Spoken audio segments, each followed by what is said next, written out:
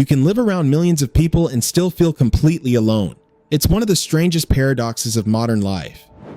You wake in a huge city, ride a packed subway, work in a full building, pass 1,000 faces and go home feeling unseen. Not because the city is empty, because it is full. Urban loneliness isn't silence, it's noise without any connection. Being surrounded by human life, but never quite entering it. The obvious reason is social. People are busy, distracted, rushing. All of that is true, but underneath it runs a deeper pattern. Loneliness isn't only psychological, it's also environmental. Cities don't just contain human behavior, they shape it. A city tells you where to walk, where to hurry, where to look away, and over time, those instructions become personality. You move the way the city wants, faster, guarded, available to no one. Density does not create connection. Proximity is not belonging. A crowd is not a community. A city can place millions close together while quietly removing the very conditions that make people feel known. In 2023, the US Surgeon General called loneliness a public health crisis, shaped by housing, transit, green space, city design. So the question changes, not just why don't people talk anymore, but what kind of world did we build that makes connection so hard? Because connection rarely happens once. It happens through repetition. The same neighbor, the same barista, the same face each morning. Humans are built for weak ties, familiar strangers, small rituals, the nod, the wave, the quiet, unspoken, same as usual. The person whose name you don't know, but whose presence makes the street feel a little less anonymous. These build belonging. They tell your nervous system, I exist somewhere. I'm part of a pattern. Somebody would notice if I disappeared. Big cities break this, not with too few people, with too many one-time encounters. Tomorrow the subway holds different strangers. The cafe is full, but everyone's passing through. The building is full, but each person moves from elevator to door and vanishes. The city creates contact without continuity. The body sees people everywhere, but the mind registers no bond. Look at the modern apartment building. Hundreds of people stacked together, sharing walls, floors, elevators, and hallways. But the building gives them almost no reason to interact. The hallway is a passage, the elevator, a silence chamber. The lobby is a transition zone, the apartment, private, everything designed to move people inside with minimal friction. That sounds convenient, but convenience can be socially expensive. When every shared space is a corridor, the building goes silent. Connection needs friction, not bad friction, human friction. People lingering long enough for small interactions to become normal. A bench, a stoop, a courtyard, a cafe where nobody rushes you out. These aren't decorative, they're social infrastructure. A 2023 review found loneliness is shaped by housing, transport, green space, and design. Loneliness is partly designed. Not on purpose, but structurally. Remove places to linger and people stop lingering. Make interaction cost money and fewer happen. There's an emotional logic to the metropolis. Too many people creates a need for distance. If you reacted to every person you passed, every face, every siren, every stranger in pain, you would simply collapse. So the brain adapts. It filters, it ignores, it hardens, it becomes efficient. At first, this isn't cruelty, it's survival. The city teaches selective blindness. Don't look too long, don't engage, keep moving, protect your time and attention. And eventually, the survival strategy becomes the atmosphere. Everyone is near, everyone is distant, everyone is alone together.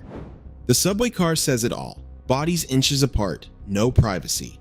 Everyone looking down, headphones on, pretending no one is there.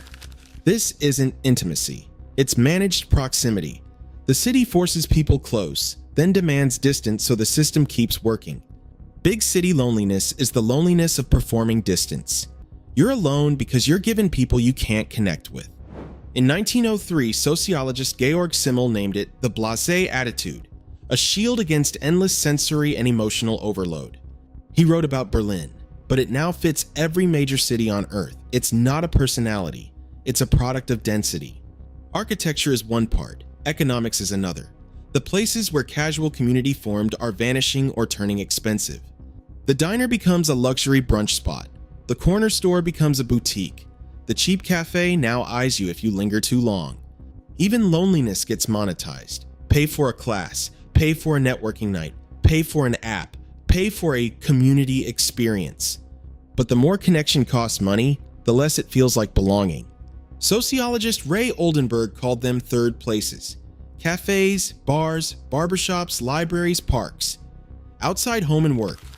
They matter because they create low-pressure repetition. You just show up, others show up. Familiarity forms on its own.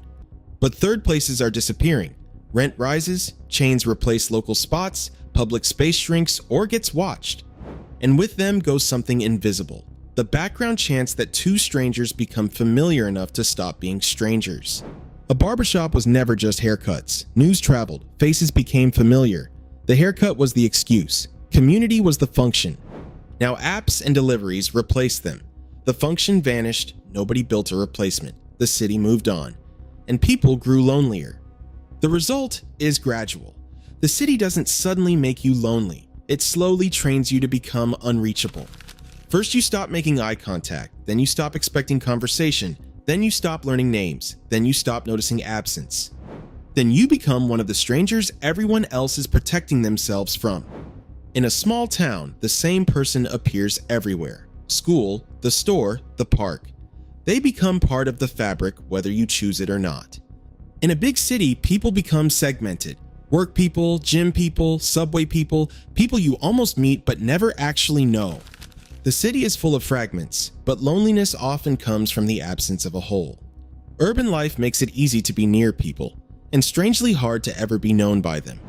This isn't to say cities are bad. They can be extraordinary. Places of freedom, reinvention, art, love, ambition, escape.